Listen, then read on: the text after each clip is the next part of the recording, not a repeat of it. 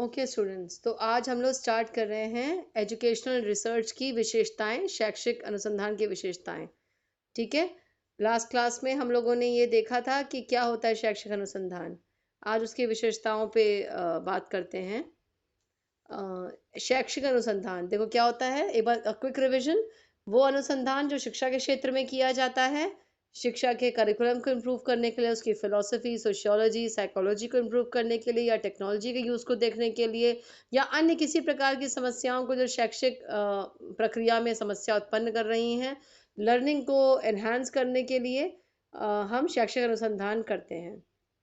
शैक्षिक अनुसंधान की विशेषताओं पर आते हैं अब। पहला है, शैक्षिक अनुसंधान क्या होता है? वो किसी विशेष समस्या के समाधान के लिए शैक्षिक अनुसंधान यूज होता है। ठीक है।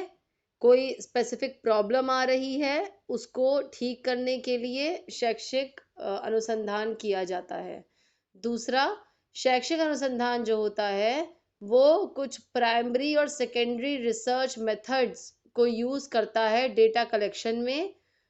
इसका मतलब है, प्राइमरी और सेकेंडरी रिसर्च मेथड्स को यूज करने का मतलब क्या है कि देखो, जब कोई काम करते हैं, कोई समस्या आती है, उसका सलूशन ढूंढते हैं, तो हम क्या करते हैं? हम डेटा कलेक्शन करते हैं कि क्यों समस्या आ रही है, किन लोगों से पता चल सकता है कि समस्या क्यों आ रही है। तो ये जो डेटा कलेक्शन होता है, ये कुछ प्राइमरी होता है, कभी सेकेंडरी होता है। प्राइमरी क्या होता है? फर्स्ट हैंड एक्सपीरियंस होता है, मतलब जिसको उस चीज के बारे में डायरेक्टली पता हो, उससे आपकी बातचीत हो जाए। उस समस्या के बारे में जो कोई डायरेक्टली जानता है, उससे अगर आप बातचीत कर रहे हैं, तो ये होगा आपका प्राइमरी रिसर्च का डेटा। और इनडायरेक्टली अगर आप किसी से कुछ जान पा रहे हैं, तो वो सेकेंडरी डेटा कहलाता है। तो शैक्षिक अनुसंधान करने के लिए कुछ प्राइमरी और कुछ सेकेंडरी डेटा का यूज होता है, और ये कलेक्ट किया जाता है शैक्षिक अनुसंधान करने के लिए, जिससे हम किसी सुटेबल कंक्लूजन पे पहुंच सकें, किसी निष्कर्ष पर पहुंच सकें। तीसरा, जो ये शैक्षिक अनुसंधान होता है, ये साइंटिफिक अप्रोच पे बेस्ड होता है। ठीक है। वैज्ञानिक विधियों पे बेस्ड होता है। वैज्ञानिक विधि यानी कि हम स्टेप बाय स्टेप किसी चीज पर पहुंच रहे होते हैं, कहीं किसी स्टेप बाय स्टेप हम किसी समस्या को सॉल्व कर रहे होते हैं, साइंटिफिक अप्रोच अपनाते हैं। ठीक है। तो जब हम साइंटिफिक, क्योंकि ये एजुकेशनल रिसर्च की बात हो रही है, तो एजुकेशन में भी जो समस्या आ रही है, उसको हम साइंटिफिक वैज्ञानिक तरीके से अगर उसको सॉल्व करेंगे, वैज्ञानिक विधि के द्वारा सॉल्व करेंगे, तो वो साइंटिफिक बेस कहलाएगा उस रिसर्च को देना। और ये पूरी रिसर्च, एजुकेशनल रिसर्च भी साइंटिफिक बेस के साथ ही की जाती है। चौथा, ये जो शैक्षिक अनुसंधान होता है, ये ऑब्जेक्टिव होता है और एक्यूरेट होता है। क्यों? क्योंकि हम जो भी डेटा कलेक्शन कर रहे हैं, उसको हम प्रॉपरली कलेक्ट करके देख रहे हैं, कंक्लूजन निकाल रहे हैं। और जो कुछ हम कर रहे हैं, कोई अगर फ्यूचर में करके देखना चाहेगा, तो उस मेथड को अडॉप्ट करके या मेथड को समय के अनुसार चेंज करके दोबारा उस रिजल्ट को चेक कर सकता है, वेरीफाई कर सकता है। इसलिए ऑब्जेक्टिव और एक्यूरेट कहलाती है एजुकेशनल रिसर्च। ठीक है। ये ऑब्जेक्टिव है और एक्यूरेट है। पांचवा, जो एजुकेशनल रिसर्च होती है, इसमें कुछ स्पेसिफिक मेथडोलॉजीज का यूज होता है, कुछ डिटेल प्रोसीजर्स यूज होते हैं, और एनालिसिस होता है, जिससे कि हम ऑब्जेक्टिव रिस्पॉन्सेस की तरफ पहुंच सकें। ठीक है। इसका मतलब क्या हुआ कि जो हम ये कर रहे हैं एजुकेशनल रिसर्च, इसके पहले हमें इतना ज्ञान होना चाहिए कि हमें पता होना चाहिए कि रिसर्च मेथड्स क्या क्या हैं। ठीक है। ये जो आप पढ़ रहे हो, रिसर्च मेथड्स इन एजुकेशन पढ़ रहे हो, ये इसीलिए पढ़ रहे हो जिससे आपको ये पता चल जाए कि कौन कौन सी स्पेसिफिक मेथडोलॉजीज हैं, कौन कौन से मेथड्स हैं, जिसके थ्रू हम जान सकते हैं, और रिसर्चर मतलब किन किन मेथड्स के थ्रू शैक्षिक अनुसंधान को कर सकता है। कुछ डिटेल्ड प्रोसीजर्स होते हैं और कुछ एनालिसिस होता है, ये सब करना आना चाहिए। जब आप शैक्षिक अनुसंधान कर रहे हो, तो आपको मेथड्स का ज्ञान होना चाहिए, किन प्रोसेस को हमें अपनाना है वो पता होना चाहिए, एनालिसिस करना आना चाहिए, जिससे कि हम ऑब्जेक्टिव और करेक्ट रिस्पॉन्सेस की तरफ बढ़ सकें, और हमारा शैक्षिक अनुसंधान करने का जो हमारा एम है, वो जो भी समस्या हमारे सामने है, उसको हम ठीक ढंग से उसको सॉल्व कर सकें। कुछ अनुसंधान जो भी हम कर रहे हैं, उससे हम प्रॉपर निष्कर्ष निकाल सकें, और समस्या को दूर कर सकें। इसके अलावा एजुकेशनल रिसर्च क्या होती है, ये जो फाइंडिंग्स होती हैं इसकी, ये यूज़फुल होती हैं किस लिए, विकास करने के लिए सिद्धांतों का या थ्योरीज का, जो कि समस्याएं हैं उनको सॉल्व करने में, उन प्रिंसिपल्स और सिद्धांतों को, उन थ्योरीज को हम यूज़ करके ठीक कर सकें। तो जो समस्याएं आ रही हैं उनको निवारण करने के लिए हमें किन सिद्धांतों का उपयोग करना होगा, किन थ्योरीज का यूज़ करना होगा, और जब हम इनको डेवलप करेंगे, जब हम शैक्षणिक अनुसंधान के थ्रू इन तक पहुंचेंगे, इन सिद्धांतों के थ्रू, तभी हम उसको सॉल्व कर पाएंगे। ठीक है। तो इन समस्याओं को सुलझाने के लिए भी शैक्षिक अनुसंधान की फाइंडिंग्स यूज होती हैं।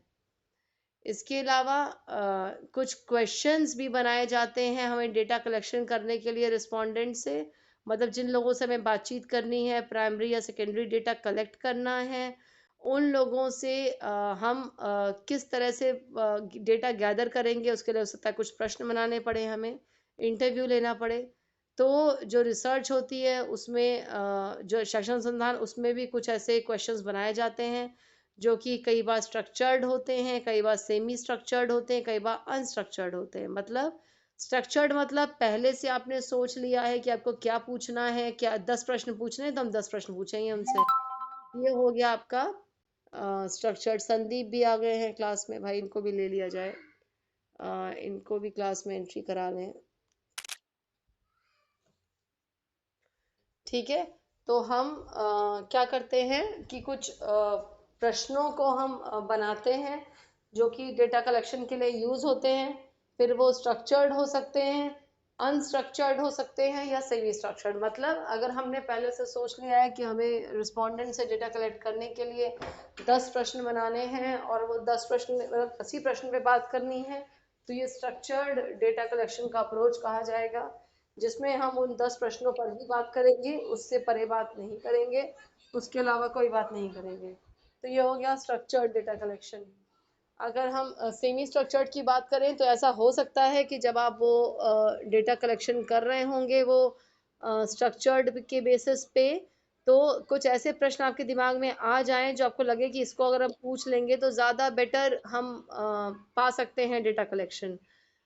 तो अगर ऐसा ऐसा हम अप्रोच यूज कर रहे हैं शैक्षिक अनुसंधान में डेटा कलेक्ट करने के लिए, तो इसे सेमी स्ट्रक्चर्ड अप्रोच भी कहा जाएगा, जिसमें हमें कुछ प्रश्न तो हमने पहले बना रखे थे, लेकिन अब हमें लगता है कि इस समय जब हम इंटरव्यू कंडक्ट कर रहे हैं तो हमें लगता है कि अब कुछ और प्रश्न भी पूछ लिए जाएं तो ज़्यादा बेटर हो सकता है। तो ये सेमी स्ट्रक्चर्ड अप्रोच कही जाएगी। अनस्ट्रक्चर्ड अप्रोच क्या होती है, जिसमें कि हमें पहले से नहीं डिसाइडेड है कि हमें किन प्रश्नों पे बात करनी है, लेकिन जब हम शैक्षिक अनुसंधान कर रहे हैं तो हमें, जब हम डेटा कलेक्शन के लिए जाएंगे तो उस समय हमें जो उस समस्या को लेके जितने प्रश्न हमारे दिमाग में आएंगे उनको हम टेकअप करके वहाँ पूछ लेंगे। तो ये अनस्ट्रक्चर्ड है, किससे क्या बात होनी है ये पहले से नहीं सोची गई है। हम जब डेटा कलेक्शन कर रहे हैं तो फिर उस समय हम अपने हिसाब से जो हमें प्रश्न समझ में आ रहे हैं उनके बारे में हम बातचीत करके डेटा कलेक्शन कर ले रहे हैं। तो ये भी एक अप्रोच है डेटा कलेक्शन की, शैक्षणिक अनुसंधान में ये यूज़ होता है। इसके अलावा क्या होता है कि जब हम इसको एजुकेशनल रिसर्च को कर लेते हैं, शैक्षणिक अनुसंधान कर लेते हैं, तो इसकी जो फाइंडिंग्स होती हैं इसको लिखते हैं। और जब हम लिखते हैं तो कई बार क्या होता है कि जो इस फील्ड के एक्सपर्ट्स होते हैं या इस फील्ड के बारे में लोग जानकारी रखते हैं, उनसे हम एक बार कंसल्ट कर लेते हैं कि हमारी ये फाइंडिंग्स रही हैं और हमें ये पता चला है शैक्षणिक अनुसंधान में, तो उनको दिखा लेते हैं एक बार। दिखाने का ये फ़ायदा होता है कि डेटा कलेक्शन करने से हमने जो भी हमें डेटा मिला है, प्रदत्त मिले हैं, उनका संकलन करने पे हमें जो कुछ भी पता चला है अ, उसको पता चलने पर उसकी जो उससे जो कंक्लूजन निकालने, हमने जो फाइंडिंग्स करी हैं उन फाइंडिंग्स को जब हम लिख रहे हैं तो कोई चीज़ छूट रही होगी, तो हो सकता है कोई और हमको बता ले, कोई और बता दे कि क्या कमी रह गई या क्या और पता चल सकता था जो आपने नहीं लिखा है। तो उस तरह का ज्ञान, हाँ गुड आफ्टरनून, तो उस तरह का ज्ञान हमको मिल सकता है। तो शैक्षिक अनुसंधान में हम इस तरह का भी प्रेजेंटेशन, जो फाइनल हम जो प्रेजेंटेशन करने वाले हैं अपने शैक्षिक अनुसंधान का, उसके पहले हम इस तरह का काम कर लेते हैं, किसी एक्सपर्ट को दिखा के कोई फाइंडिंग ना रह जाए उसको भी हम पूछ लेते हैं। साथ में क्योंकि शैक्षिक अनुसंधान की बात कर रहे हैं तो यहाँ ये जानकारी ज़रूरी है आपके लिए कि आप ये जानते रहें कि शैक्षिक अनुसंधान इंटरडिसिप्लिनरी नेचर है, यानी कि अलग अलग फील्ड्स को आप इस शैक्षिक अनुसंधान में जोड़ सकते हैं। कोई भी फील्ड एजुकेशनल रिसर्च से परे नहीं होती है। फिलॉसफी पे काम करें, साइकोलॉजी पे काम करें या साइंस पे काम करें, जिसमें physics, chemistry, life science, biochemistry सब आता है।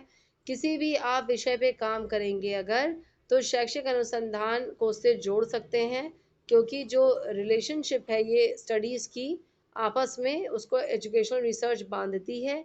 एजुकेशन में क्या उसका इम्पैक्ट पड़ेगा ये आप हर सब्जेक्ट के थ्रू पढ़ सकते हैं, जान सकते हैं। तो शैक्षिक अनुसंधान की विशेषताएं थी। कुछ स्टूडेंट्स ने लेट ज्वाइन किया है, उनके लिए दोबारा एक बार क्विक रिविजन कर दे रहे हैं कि शैक्षिक अनुसंधान से कुछ हम स्पेसिफिक प्रॉब्लम्स को सॉल्व करते हैं। शैक्षिक अनुसंधान में हमारे पास कुछ डेटा कलेक्शन के तरीके होते हैं, जिसमें हम first hand experience, primary research methods को यूज़ करते हैं, या फिर हम किसी से इनडायरेक्टली अगर डेटा कलेक्शन करते हैं तो उसे हम सेकेंडरी रिसर्च मेथड यूज़ करना कहते हैं। साथ में एजुकेशनल रिसर्च जो होती है ये साइंटिफिक बेस के साथ होती है, तो साइंटिफिक अप्रोच इसमें यूज़ होती है। चौथा, ऑब्जेक्टिव और एक्यूरेट होती है, क्योंकि बार बार वेरीफाई किया जा सकता है इसका रिजल्ट। पांचवा, इसके बाद हम कुछ मेथडोलॉजीज़ का ज्ञान हमें ज़रूरी है, प्रोसीजर्स का, एनालिसिस के तरीके पता होने चाहिए। जब आप एजुकेशन रिसर्च कर रहे हो तो वो भी बहुत आवश्यकता है इसमें कि रिसर्च करने के पहले सब आपको ज्ञान हो, भरपूर ज्ञान हो मेथडोलॉजी का। छठा, आपको जो थ्योरीज और जो प्रिंसिपल्स जो डेवलप हो रहे हैं इसके थ्रू, उससे आप ज़्यादा बेटर तरीके से समस्याओं को सॉल्व कर सकते हैं। एजुकेशन रिसर्च से जिन थ्योरीज को हम डेवलप कर पा रहे हैं उससे हम अपने समस्याओं का समाधान भी प्रॉपरली कर सकते हैं। साथ में स्ट्रक्चर्ड, सेमी स्ट्रक्चर्ड और स्ट्रक्चर्ड क्वेश्चंस हो सकते हैं डेटा को कलेक्ट करने के लिए। किसी एक्सपर्ट की राय ले लेना या लोग जो रिलेटेड हो इस फील्ड से, प्रेजेंटेशन या फाइनल फाइंडिंग सबमिट करने के पहले उनसे बातचीत कर लेना बहुत अच्छा रहता है।